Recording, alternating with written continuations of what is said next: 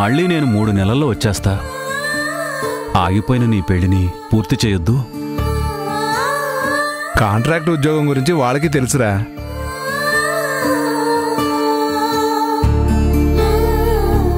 మరీ ఇంత దిగులు పడితే రేపు అత్తారింటికి ఎలా వెళ్తావమ్మా? అప్పగింతలు నా వల్ల అవుతుందా చెప్పు? అది వేరు ఇది వేరు నాన్న. ఇది అదే అనుకోరా.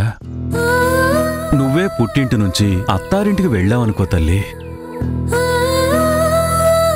నాకు కూడా చాలా బాధగా ఉంది నాన్న. ప్లీజ్ నాన్న. రై, అదంటే ఆడపిల్ల. తమ్ముడువైన మగపిల్లాడిగా దానికి ధైర్యం చెప్పాల్సింది పోయి బేలగా మాటలేంట్రా? ప్రేమ పడ్డానికి, దిగులు పడ్డానికి, బాధపడ్డానికి ఆడేంటి మగేంటి నాన్న? మనసు ఆడవాళ్లకైనా మగవాళ్లకైనా మనసే నాన్న ఫీల్ అయ్యేది. బాగా చెప్పావురా బాలు. రై, నువ్వు ఉండరా, వాళ్ళు మరీ బాధపడతారు.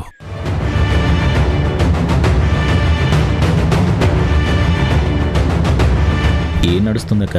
అంతా డల్గా ఉన్నారు. ఫీల్, ప్రేమ, ఎమోషన్స్, పేతాస్. అంటే నాన్న దుబాయ్ ప్రయాణం, పిల్లల దుఃఖం సీన్, ఫీలింగ్స్ షేర్ చేసుకుంటున్నారు.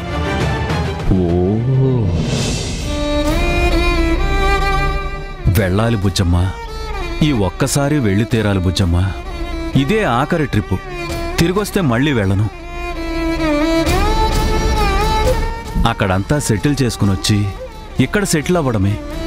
వచ్చి రాగానే నీ పెళ్లి ఘనంగా జరిపించడమే. అరే కేశవ, వింటున్నావరా? తిరిగొచ్చాక దాని పెళ్లి ఘనంగా చేస్తారట. వింటున్నానక్క.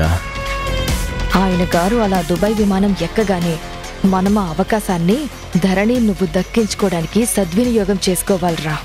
అంతే అక్క. నువ్వు ఎలా అంటే అలాగే. బుజ్జమ్మ, నువ్వు నేను లేనని డల్లుగా ముభావంగా బాధపడుతూ ఉండొద్దు. నీకు నువ్వే ధైర్యం చెప్పుకుంటూ హుషారుగా ఉండాలిరా.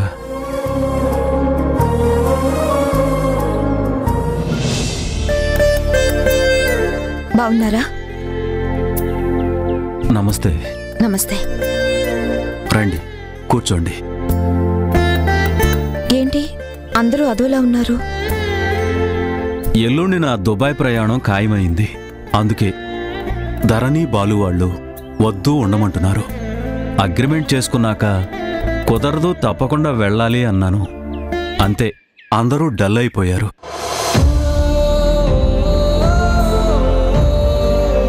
పిల్లలు కదమ్మా, వాళ్ళ ప్రేమ వాళ్ళది. అంతే. పెద్దవాళ్ళు ఊరెళ్తుంటే వాళ్ళు చిన్నబుచ్చుకుంటారు.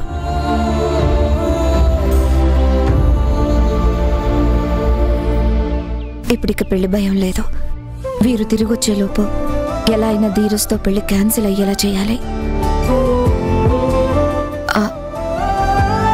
పెళ్లి ఆగిపోయిందన్న బాధలో ఉంటారు కదా. ఓసారి ధరణితో మాట్లాడి ధైర్యం చెప్పి వెళ్దామని వచ్చాను. ఆహాహాహా, ఏం పలకరింపు, ఏం బుజ్జగింపు. గిల్లి జోకొట్టడం అంటే ఇదే. ఈవిడగారే పెళ్ళి ఆపుతుంది, మళ్ళీ ఈవిడే పలకరింపులకు ఓదార్పులకు వస్తుంది. ఏంటో.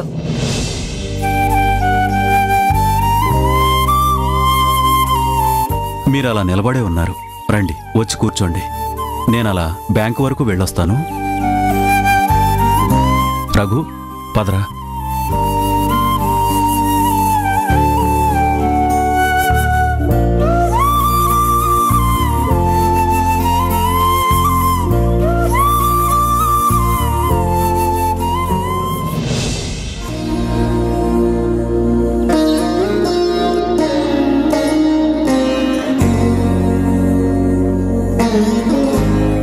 బాలు, బాగా చదువుకుంటున్నావా? చదువుతున్నానండి. మా క్లాస్లో నేనే ఫస్ట్ అండి. గుడ్. మా చిన్న కూడా బాగా చదివేవాడు. వాడి క్లాస్లో వాడే ఫస్ట్. ఏంటో దేవుడు అన్యాయం చేశాడు. వాడుండుంటే మీరిద్దరూ బెస్ట్ ఫ్రెండ్స్ అయ్యి ఉండేవారు. చేసేదానివి. కన్న కొడుకుని, పెంచిన కొడుకుని జత చేసేదానివి.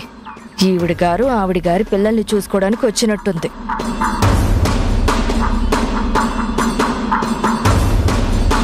రే, ఆమెని కాస్త మంచి చేసుకో. అయ్యయ్యో, పొయ్యి మీద కూర పెట్టి మర్చిపోయానండి. వస్తానండి.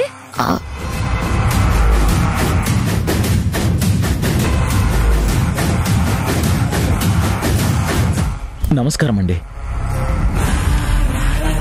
నువ్వా? అంతలోనే ఇలా మారావు? ఆ రుద్రాక్షలు, నామాలు, దీక్ష వస్త్రాలు అవన్నీ ఏమయ్యాయి? అలా చూసి ఇలా చూసేసరికి గుర్తుపట్టలేదు. ఆ బట్టల్లోనే నువ్వు సన్యాసిలా బాగున్నావు. నాకు బాగానే ఉంది. చాలా ప్రశాంతంగా అనిపించేది. మరో ప్రపంచంలో ఉన్న ఫీలింగ్ ఉండేది. కానీ ఏం చేయను, వెళ్తుంటే కుక్కలు వెంట పడుతున్నాయి. అందుకే డ్రెస్ వదిలేసా. కానీ ఆ మనసులో దేవుడి దాసే. గుడ్, అలా ఉంటేనే మంచిది. నలుగురిలో మంచి పేరు వస్తుంది. మీరేం తీసుకుంటారు? Coffee, tea, cool drink? అవేమీ ఇప్పుడు వద్దు. అలా అంటే ఎలా అండి? మా మర్యాద మాది. పోనీ పాలు, జ్యూస్, మజ్జిగ ఏం వద్దయ్యా. మొహమాటానికి వద్దంటున్నారు. అంత మాత్రాన మేము వదిలేస్తామా? ఏదో ఒకటి చల్లగానో వేడిగానో తీసుకోవాల్సిందే. వదిలేలా లేడే. సరే, వేడివేడిగా ఒక కాఫీ ఇవ్వండి చాలు. అక్క, జనని గారికి ఒక కాఫీ.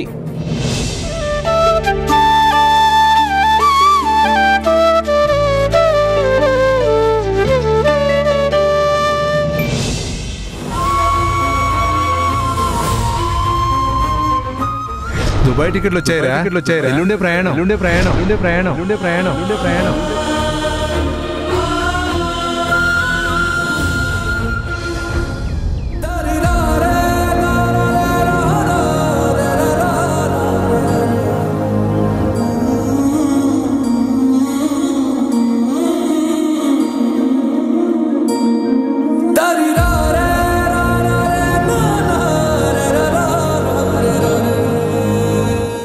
ఏంటి ధరణి, అంత డల్గా ఉన్నావు? పీటల దాకా వచ్చిన పెళ్లి ఆగిందనా? ఆడపిల్ల జీవితంలో అదో అద్భుతమైన రోజు. జీవితకాలం గుర్తుండిపోయే మధుర జ్ఞాపకం. అదలా ఆగిపోవడం ఎవరికైనా బాధే. నువ్వు పెళ్లి కూతురు కనుక నీ బాధ భరించలేంది. ఆ విషయం, అందులో ఉన్న బాధ సాటి ఆడమనిషిగా నేను అర్థం చేసుకోగలను. పెళ్ళాగిందన్న బాధ ఉండనే ఉంది. దానికన్నా దుబాయ్ వెళ్తున్నారనే బాధ ఎక్కువగా ఉంది. వారు వెళ్లేది మీకోసమే కదా, మీ భవిష్యత్తు కోసమే కదా ఆయన శ్రమ పడేది. ఆడపిల్ల అత్తారింటికి, మగాళ్ళు సంపాదనకి వెళ్ళక తప్పదు. వారి సంపాదన అక్కడైనప్పుడు వెళ్ళక తప్పదు కదా. అయినా ఆయన 3 నెలల్లో తిరిగి వస్తారు కదా.